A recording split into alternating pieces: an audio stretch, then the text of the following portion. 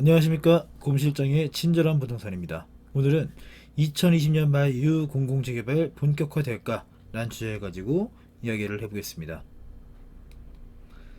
자, 이야기하게 된 계기가 뭐냐면 2020년 6월 16일 화요일이죠. 이때 국토교통부에서 공공재개발 사업 관련해 가지고 보도자료를 두 개나 냈어요. 그래서 이거 한번 체크해 볼게요. 자, 국토부와 서울시에서 공공재개발 사업 관련해서 정책 설명회를 개최하겠다라고 합니다.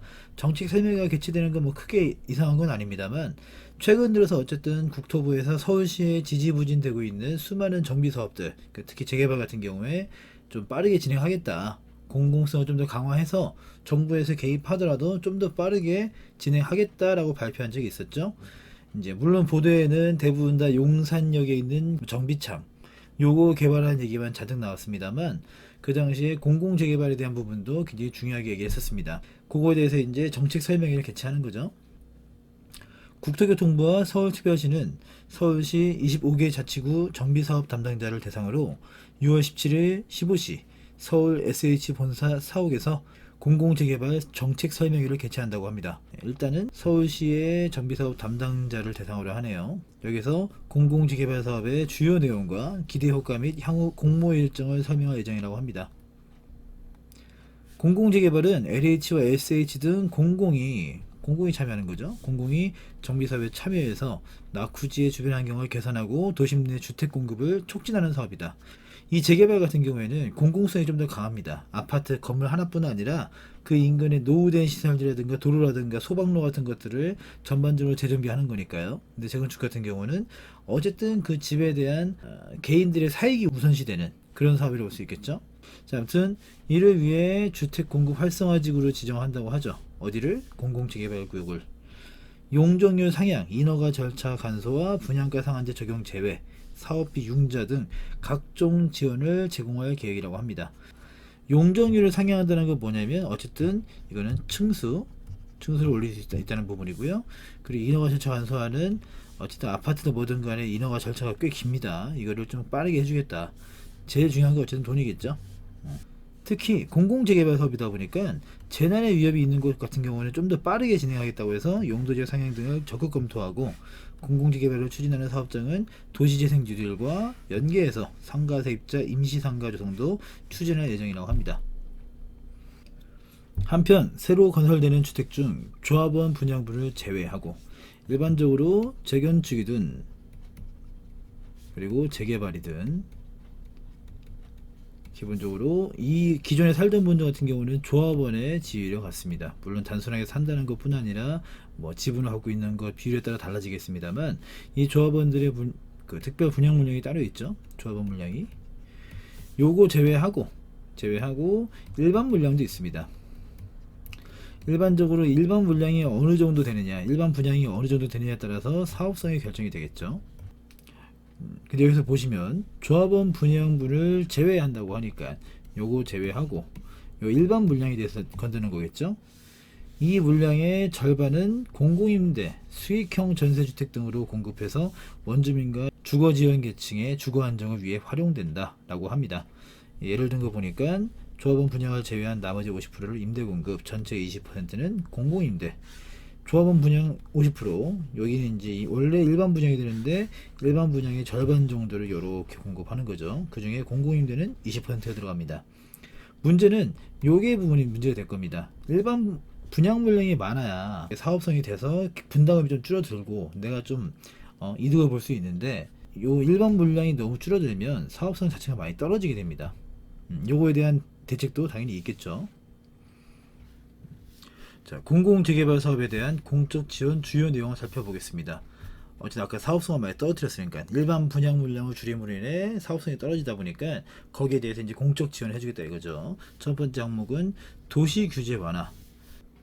아까 공공재개발 사업 지구에 지정이 되면 주택 공급 활성화 지구로 지정이 된다고 했죠. 거기 같은 경우에는 도시계획위원회의 심의를 거쳐 용도지역을 상향시키고 용적률 인상 및 기부 체납을 완화한다고 합니다. 용도지역 상향이 무엇이냐, 기본적으로 우리가 아파트를 짓는다 했을 때 그 받치는 땅이 있겠죠. 그리고 아파트를 지을 수 있는 땅이 따로 있습니다. 2종 주거지역이 있을 거고 3종 주거지역이 있을 거고, 그리고 준주거 이런 게 있겠죠. 요즘에는 뭐 상업지역 이런 데 짓는 경우가 있습니다만 일반적으로 아파트는 보통 여기다 짓습니다. 3종이 일반적이고요. 준주거 같은 경우는 주상복합 이런 게 들어가기도 하죠. 자, 그래서 용도적 상향이라는 건 뭐냐면 종의 상향이에요. 2종에서 3종으로, 3종에서 준주거로, 그리고 혹은 준주거에서 상업지역으로 이렇게 용도적이 올라갈 수 있다라는 겁니다. 올라가면 뭐가 달라지냐면 기본적으로 건폐율과 용적률이 좀 달라지게 돼 있어요. 아파트 지을 때 건폐율을 확 늘리는 경우는 많이 없으니까 용적률에 대한 부분이 좀 메리트가 있겠죠. 여기 올라가고 플러스 건축물의 종류라든가 이런 것들이 좀 달라지게 됩니다. 그러면 용도 지역이 상향되는 것만 해도 사업성이 높아지겠죠. 거기에서 끝나는 게 아니라 용적률에 대한 인상이 있다고 하죠. 여기서 종상향되면서 용적률이 올라가는데 기본적으로 거기다 플러스 알파로 용적률을 추가로 증가시켜 주겠다 이런 거겠습니다. 그리고 기부 체납이 뭐냐면 일반적으로 이제 개발 사업들이 진행될 때 허가가 좀 나기 어려운 것들이라든가 아니면 허가를 좀 해줄 때 그리고 그 의무사항으로다가 뭔가를 만들어서 예를 들어 주차장이라든가 공원이라든가 이런 거 만들어서 지자체나 정부에다가 기부해야 되는 것들이 있어요. 근데 이런 의무조항적인 부분들을 완화시켜 주겠다고 합니다. 두 번째 항목을 보면 사업성을 보장해 주겠다. 어떻게 보면 굉장히 중요한 포인트인 게 관리 처분 당시 산정한 조합원 분담금을 보장해 주겠다라고 합니다. 아까 사업성이 많이 떨어지면은 일반 분양 물량을 줄여가지고 사업성이 떨어지면 조합원들의 분담금이 올라갈 수 있다라는 위험이 있기 때문에 요거를 보장해 주겠다. 요거는 조합원들에 대한 어떻게 보면 달래는 부분이 되겠죠. 그리고 분양가 상한제 적용을 제외하고 미분양 비주거 시설을 매입하겠다 라는 부분들이 두 번째 항목이었습니다. 세 번째 보면 사업비에 대한 지원이라고 하죠. 기금으로 사업비 총액의 50% 및 이주비 보증금의 70%를 저리 융자하고 싸게 빌려주겠다는 거겠죠. 기반시설 및 생활 SOC 조성 비용을 국비로 지원하겠다. 네 번째입니다. 신속한 인허가. 정비계획은 도시계획 수권 소위, 사업계획은 별도의 통합심의를 통하여 사업 관련 심의 절차를 간소화한다고 합니다. 자, 기존에 늘어지고 있는 것들을 빠르게 진행하겠다고 하고요. 그리고 그거 할 때 부족한 비용들을 지원해 주겠다고 하고 조합원들이라든가 사업 주체들의 사업성을 보장해주며 도시규제를 완화해주는 대신에 공공주택이라든가 임대주택을 넣겠다 뭐 이런 식의 개념이라 보시면 되겠습니다. 공공재개발 사업을 통해 공공의 지원이 이루어지면 사업성이 낮아 정체되고 있는 정비사업을 재개할 수 있을 전망이며 LH, SH 등 공공의 투명한 사업관리를 통해 비리를 근절하고 사업을 둘러싼 주민 간 갈등도 완화될 것으로 기대된다. 공공재개발 수익성 개선 효과 모의 분석이란 거죠. 좀 전에 보셨던 그 인센티브가 다 적용되는 겁니다. 이 상태에서 분상제 제외되는 것만으로도 일단 메리트가 올라가겠죠. 거기다가 기금 지원을 해준다. 아까 뭐 보증금에 대한 부분이라든가 뭐 총 공사비라든가 이런 것들 지원해주면 또 사업성이 올라갈 수 있을 거고요. 거기다가 용적률을 상향해준다. 이게 이제 용도지역 상향과도 별개로 용적률 상향해준다고 하죠. 거기다가 기반시설 완화. 아까 뭐 기부 체납 같은 부분 얘기하는 겁니다. 기반시설을 만들어서 기부해야 되는 거니까 이런 부분이 다 되면은 일반적으로 지금 현재 있는 모습보다 무려 이만큼이나 올라가는 거죠. 14% 정도가 올라가는 겁니다. 네, 14% 올라가니까 그만큼 당신들이 돈을 먹어라 뭐 이런 개념이 아니라 요 늘어난 만큼 뭐를 받는다? 임대에 대한 부분들을 채우겠다 라는 부분이라 보시면 되겠습니다. 국토교통부와 서울특별시는 공공재개발의 구체적인 사업지 발굴을 위한 합동 공모를 실시하여 연내 시범 사업지를 선정할 계획이다. 시범 사업지가 나와서 뭔가 모양이 좀 잘 갖춰지면 그 후속적인 사업지들은 좀 빨리빨리 진행될 수 있겠죠. 공모는 9월 중 서울시 내 주거환경 개선 사업들은 재개발 사업을 추진 중인 정비구역 해제된 것은 제외입니다. 대상으로 진행될 예정입니다. 공공재개발 후보지 공모 일정 7월 8월에 이렇게 사업 설명회 진행하고요. 그 다음에 후보지 공모하고 후보지 선정 심사하고 후보지 선정하고 이게 이제 올해 말 정도로 예상하고 있습니다. 자, 어쨌든 서울시와 국토교통부에서 좀 빠르게 진행한다고 합니다. 공공재개발이 정체된 정비사업을 정상화하고 서울시 내 주택공급 활성화에 기여하기를 기대한다라고 합니다. 공급 활성화 플러스 이전까지 했던 규제 강화 이게 더해지면 기본적으로 주택시장 안정화가 될 겁니다. 자, 공공재개발 사업이 너무 뒤늦게 나오는 게 아닌가 싶긴 한데 어쨌든 간에 참고사항으로 나와 있으니까 이것도 한번 보겠습니다. 보도자료에 포함된 내용들이에요. 공공재개발은 공공이 공적 지원을 받아 정체된 정비사업을 정상화하고 사업 속도도 높여 도심 내 주택 공급을 확대하는 사업입니다. 이게 핵심이겠죠. 이렇게 주민들이 지정되는 거, 임대 공급 확대 등에 동의하면 주택 공급 활성화 지구로 지정돼서 아까 보셨던 그 인센티브가 다 적용이 되게 됩니다. 서울시 안에만 일단 적용이에요. 요거 진행되고 시범 사업이 안정화된 이후에는 수도권 전반으로 확대 시행한다고 합니다. 요거 잘 되면 지방까지 내려갈 수 있겠죠. 이거 아까 보셨던 겁니다. 도시규제 완화, 용도적 상향, 용적률 상향, 기부 체납 완화, 사업비 지원, 그리고 사업성 보장 이런 것들 요게 더 중요한 포인트가 될 거고요. 요것도 되게 중요할 겁니다. 좀 빨리빨리 진행하겠다라는 거죠. 기대효과, 정비사업 투명성 강화, 도심 내 주택 공급 기반 마련 및 임대주택 상가 공급으로 원주민의 둥지 내몰림도 방지. 임대주택 들어가면 이제 그 세입자들 많이 들어갈 수 있게 해주겠죠. 장사하시던 분들은 상가를 공급해주고 이런 식의 기대 효과도 충분히 있다고 합니다. 자, 다음 같은 날에 나온 거예요. 6월 16일을 마찬가지로 보도된 거죠. 근데 아까 거는 17일 조간이고 요거는 6월 16일 석간입니다.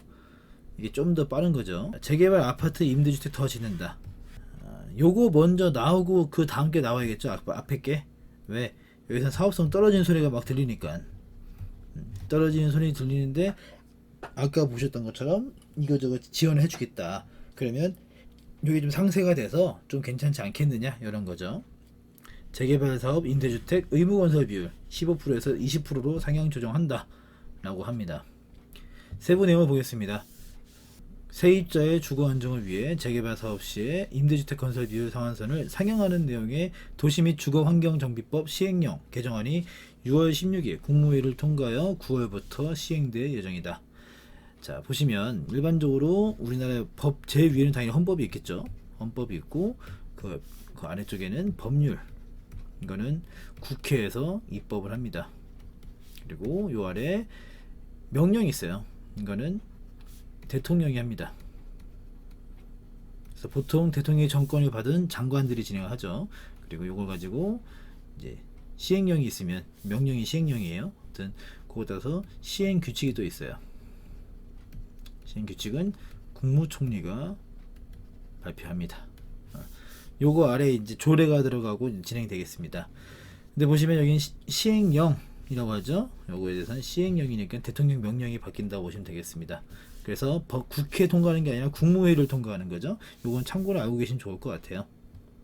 첫 번째, 재개발 임대주택 비율 상한선 상향이라는 내용입니다. 재개발 사업 시 건설해야 하는 임대주택 비율의 상한선을 종전 15%에서 20%로 높이고 세입자 수 등 구역 특성에 따라 주택 수급 인정이 필요한 경우에는 최대 10% 범위에서 비율을 추가, 그러니까 요구에서 플러스 10% 될 수 있다는 거죠. 15% 5%였다가 20% 10%로 늘어난 거죠. 자, 이렇게 중앙정부가 정해가지고 지자체는 무조건 따라와라 그러면 좀 그것도 안 되잖아요. 그래서 요거를 정해놓고 범위를 잡아줍니다. 그러니까 지자체가 정할 수 있는 임대주택 의무 비율의 범위를 서울의 경우 종전 10에서 15%에서 10에서 20%까지 넓히고 이렇게 한다는 거죠. 자, 법률에서 가장 높게 잡고요. 그 다음에 시행령에서 그 좀 아래쪽으로 잡고, 그 다음에 지자체 같은 경우에는 왔다 갔다 범위를 잡고 진행을 합니다. 여기 보시면 20% 늘어나는데 서울 같은 경우에는 10에서 20%이 정도 범위가 되는 거죠. 근데 서울시 같은 경우에는 임대주택을 좀 많이 짓고 싶어 하기 때문에 가장 맥시멈으로 진행하지 않을까. 그렇다면 여기다가 플러스로 아까 10%의 비율을 추가할 수 있다고 하니까 10% 추가하면 총 20에서 30%까지는 임대주택을 지을 수 있다. 어디다가? 재개발에다가. 이런 거 참고하시면 되겠습니다. 그리고 상업지역에 임대주택도 공급한다고 해요. 도심 내 임대주택 공급 활성화를 위해 기존에는 임대주택 건설 의무가 없었던 상업지역에서 시행되는 재개발 사업에서도 임대주택을 건설하도록 하였다고 합니다. 근데 상업지역이 재개발이 좀 잘 진행이 안 돼요. 땅값도 비싸고 상인들에 대한 어떻게 보면 이권들이 많이 엮여 있고 장사가 중간에 멈춰야 된다는 이런 부분이 있기 때문에 반대가 너무 많습니다. 여기다 뭔가 좀 플러스 인센티브를 좀 주겠죠. 마찬가지 시행령에서 잡으면은 요거 가지고 이제 지자체는 요 범위가 잡히는 거예요. 상업지역에서는 임대주택 비율을 서울의 경우 5%, 경기 인천의 경우 2.5%, 기타 지역의 경우 0%까지 완화하여 운영할 수 있도록 하였다. 서울은 5에서 20%. 이 정도면 뭐 20% 하겠죠. 경기 인천은 2.5에서 20%. 꽤 높죠. 이는 상업지역에 대한 의무가 신설되었고 정비사업 추진에 주거지역에 비해 상대적으로 어려움이 있는 점, 그리고 지자체의 의견 등을 고려하여 지역별 여건에 따라 차등 적용할 수 있도록 한 것이다. 이전까지 없었다가 추가로 지정하는 건데 완화해줬다고 봐준다고 하는 거죠. 좀 자, 제도 개선에 따른 재개발 임대주택 비율 변화, 법률 위에 있고 그 다음에 시행령 명령이 있고요. 그 아래 규칙, 그리고 그 아래 이제 지자체가 따르는 조례들이 있습니다. 법률에서는 전체 세대수의 30%까지 30% 이하예요. 근데 시행령에서는 이제 아까 20%, 원래 15%였다가 이번에 20%까지 늘어났습니다. 그리고 상업지역에는 원래 그럴 의무가 없었으나 이번에 추가됐다. 그리고 구역 내 세입자 많은 경우 5% 범위 내 추가였지만 10%로 늘어났다. 그러면 여기서 5%, 여기서 5% 해가지고 서울시 같은 경우에는 이전보다 10% 이상 더 늘어날 수 있게 되는 그런 계기가 될 수 있겠습니다. 임대주택이 많으면 사실 괜찮긴 해요. 아까 처음에 내용 보셨죠? 임대주택이 많이 늘린다고 해서 무조건 사업성이 떨어지는 게 아니라 용도지역을 올려주고 용적률을 더 인상시켜줘가지고 이전까지는 10층 지을 수 있었던 거를 이제는 15층, 20층 짓기 위해서 그 일부를 임대주택으로 받겠다. 이런 거기 때문에 사실 크게 문제가 되지는 않습니다. 서울시 입장에서도 중앙정부 입장에서도 임대주택이 많이 늘어나야 주거 안정에 굉장히 도움이 되기 때문에 이 임대주택에 대한 부분들은 양보를 하지 않을 거라고 생각이 듭니다. 자, 이거는 고시, 요거 아래 이제 일반 지역들 다 나눠지죠. 아까 보셨던 것처럼 서울시는 세대수의 10에서 20% 이렇게 범위가 잡힙니다. 10% 하든 11% 하든 이거는 지자체의 역량이죠. 근데 이전까지보다 좀 더 강화된 거는 있습니다. 좀 늘어났죠. 파란색 부분이 늘어난 부분입니다. 이것들 참고하시면 되겠습니다. 자, 결론입니다. 기본적으로 재개발에다가 앞으로 이제 뭐가 많이 붙어요? 공공이란 말이 붙습니다. 요거 지구에 있는 주민들이 동의하고 그래서 여기다 무엇보다 뭐예요? 임대주택을 늘리는 거. 요거를 동의할 경우에 지구 지정이 되는 거죠. 공공 재개발되면서 주택 공급 활성화 지구 이런 걸로 막 지정이 되면 인센티브가 적용이 된다는 겁니다. 인센티브가 적용되면 여기 아까 보시는 것처럼 용도지역 요거 올라가고 플러스 용적률에 대한 플러스 알파가 있을 겁니다. 그리고 관리 처분 당시 분담금 이거를 유지할 수 있다고 하죠. 이게 어떻게 보면은 기존 분들이 반대할 명분이 좀 많이 없어지지 않을까. 거기다 플러스 분양가 산재, 분양가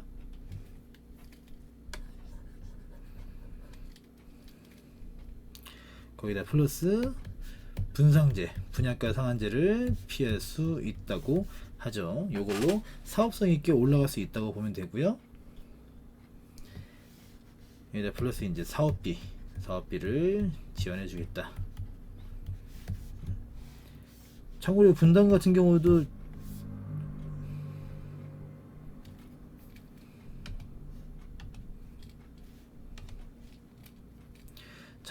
이 분당 같은 경우에도 금융 지원을 해준다고 하죠. 이것만으로도 이전까지 늘어졌던 재개발 사업들을 좀 빨리빨리 진행할 수 있지 않을까 싶습니다.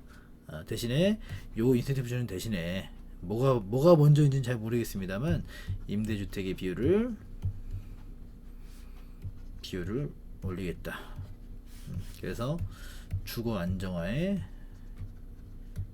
기여하겠다. 그러면 여기 재개발을 통해서 도심 주택 공급 확대 그리고 요 임대주택까지 넓히면서 기본적으로 주거시장 자체를 좀 안정화시키겠다. 기존의 규제에다가 공급 확대까지 더해지는 이런 정책이라고 보시면 되겠습니다.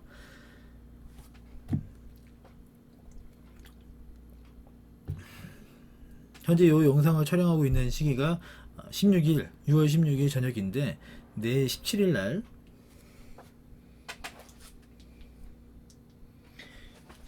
날 규제 강화 정책이 발표될 예정이라고 하죠. 그것까지 더해지면 아마 상당히 효과가 있지 않을까 라고 생각이 듭니다. 자, 요거 참고하시고요. 재개발 지구 안에 사시는 주민분 같은 경우에는 좀 더 적극적으로 참여하시면 좋을 것 같습니다. 지금 상태에서는 굉장히 오래되고 비싼 집밖에 안 되잖아요.